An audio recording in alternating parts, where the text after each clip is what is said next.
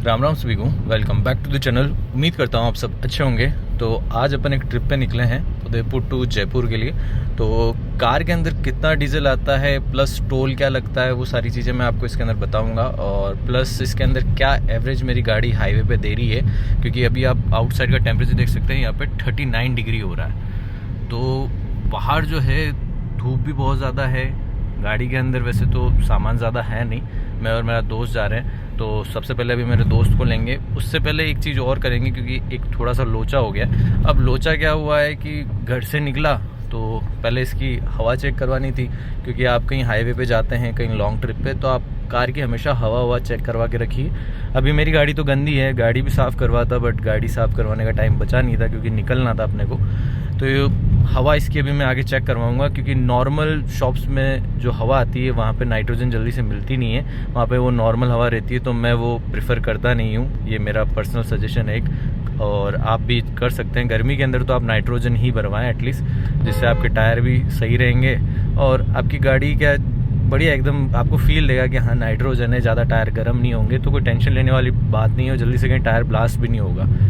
तो अभी एक आगे शॉप मिलेगी, घर के पास में थी, वहाँ तो बंद थी वो शॉप, तो अभी आगे एक शॉप मिलेगी, वहाँ पे सबसे पहले इसके अंदर नाइट्रोजन चेक करवाएंगे चारों टायर्स के अंदर, और चारों टायर्स के अंदर प्लस में इसकी स्टेपनी भी चेक करवाऊंगा क्योंकि अभी लॉन्ग ट्रिप पे जा रहे हैं अपन। तो आगे टायर प्रेशर शॉप पे रोकते हैं, फिर आगे बात करते हैं। फाइनली नाइट्रोजन चेक तो हो गई है, एक दो टायर में हवा थोड़ी ऊपर थी, किसी में नीचे थी, तो ये भी हो गया। तो हाईवे पे एटलीस्ट ये टेंशन लेने वाली बात तो नहीं है।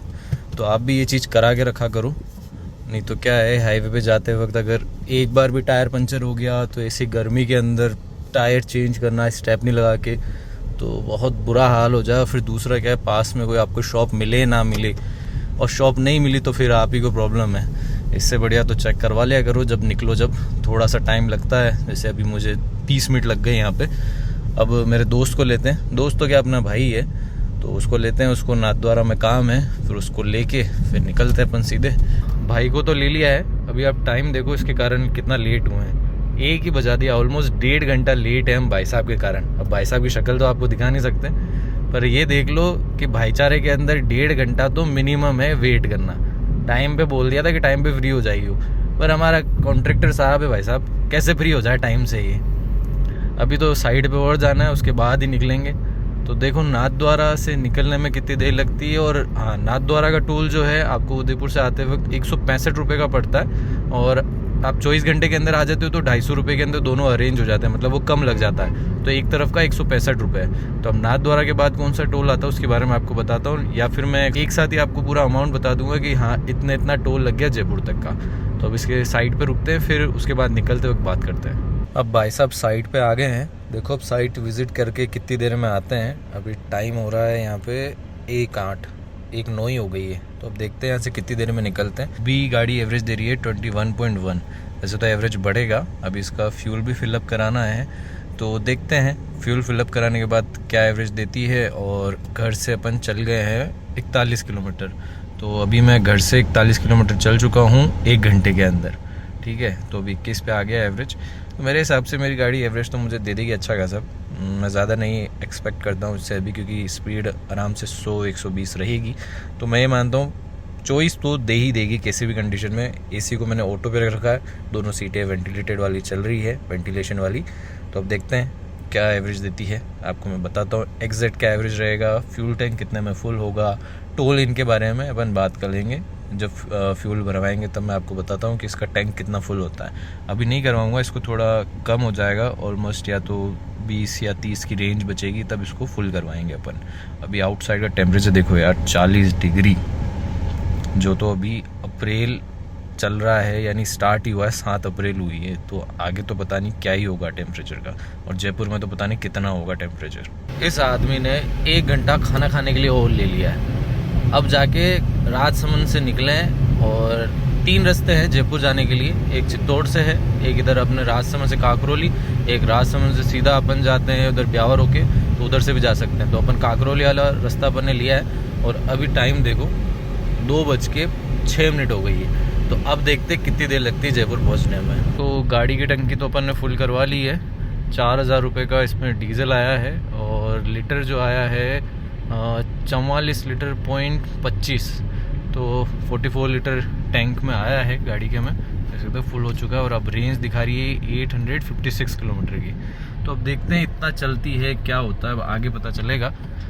अभी अपन वापस हाईवे पे चढ़ गए हैं अजमेर वाले पे, तो देखते हैं आगे कितने टोल लगेंगे। वैसे तो 2 टोल लगे हैं, एक 70 का था शायद से और एक 80 का, ऐसे कुछ का होगा नाथद्वारा के बाद का। अब आगे अजमेर के यहाँ रुकेंगे, तब देखते हैं कितना क्या हो जाता है और रेंज कितनी कम क्या होती है। और अभी एवरेज देख सकते हैं, ड्राइवर इन्फो वाले में एवरेज दिखा रही है 23.8 का, और हाईवे पे चढ़ने के बाद यहाँ पे इसको मैंने 0 कर दिया था तो यहाँ 27 का दिखा रही है। अभी थोड़ी देर पहले 28 का था, फिर वो गाड़ी रुकी फिर स्टार्ट रही, ये सारी चीज़ें ऊपर नीचे हो गई, तो अभी 27 का दिखा रही है यहाँ पे। तो एग्जैक्ट एवरेज अभी यहाँ पे ये है।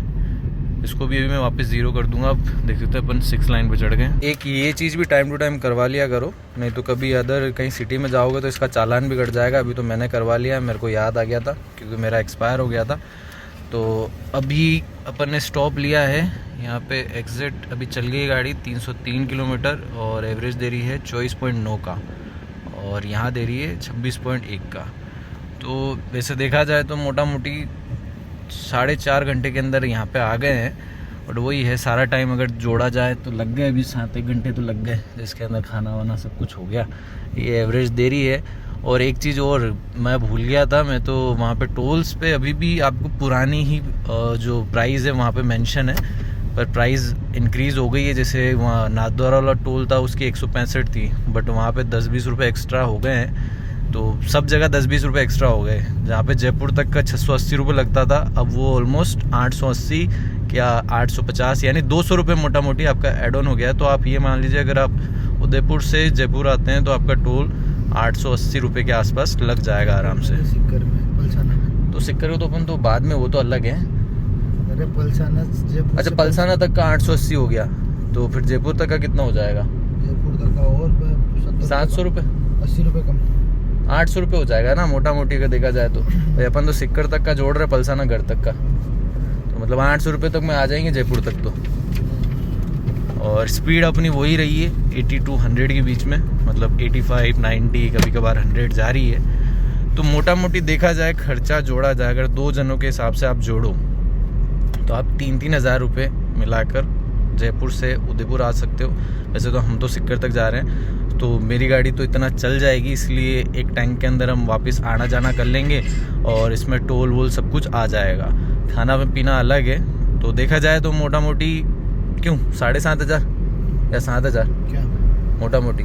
अपन ने खाना खाया था तो कितना, 500 रुपये। वो तो उसकी क्वालिटी खाने पे ऊपर होता है। हाँ, वो डिपेंड करता है कि टेस्ट वाइज आप कहाँ खाते हो, है ना। वो 700 रुपये खाने के, मैं तो 500 ही मान लेता हूँ। अगर अप्रोक्स आप खाना तो अच्छा ही था यार, अच्छा ही खाया था। खाना तो बेस्ट था भाई, हमने राजपाल जी की चॉइस पे खाया था, खाने का टेस्ट वास्तव में अच्छा था। अगर किसी को जानना हो तो मैं वहाँ का कमेंट में आप कर देना, मैं आपको वहाँ की जगह का नाम बता दूंगा, आप भी ट्राई कर सकते हैं। ऐसे तो बताऊंगा नहीं, कोई मतलब है नहीं। और अभी हमने कॉफ़ी पी थी तो 300 रुपये हमारे कॉफ़ी के लगे हैं। तो मोटा मोटी 7,000 रुपये के अंदर 2 जने आराम से आना और जाने के अंदर खाना और जोड़ लेना, वो नहीं जोड़ा, खाली आने का बता दिया मैंने खाने का। तो देखा जाए तो 8,000 रुपये के अंदर आप दोनों तरफ आना जाना कर सकते हो। खाना वाना खाना, टोल, डीजल सब कुछ आ गया इसके अंदर। अगर ज़्यादा जने हो, मान लो आप 4 जने हो, तो वो 2-2 हज़ार रुपये के अंदर डिवाइड हो जाएगा। ये डिपेंड करेगा आपकी ड्राइविंग पे, आप एवरेज इतना निकाल लोगे तो ही। 10,000 का खर्चा हो जाएगा। 10,000 कैसे, खाने पे भी एक्स्ट्रा हो जाएगा। देखो हमारे कॉन्ट्रैक्टर साहब को थोड़ा दिमाग ज़्यादा है, तो उन्होंने तुरंत बता दिया 10,000 रुपये लग जाएगा।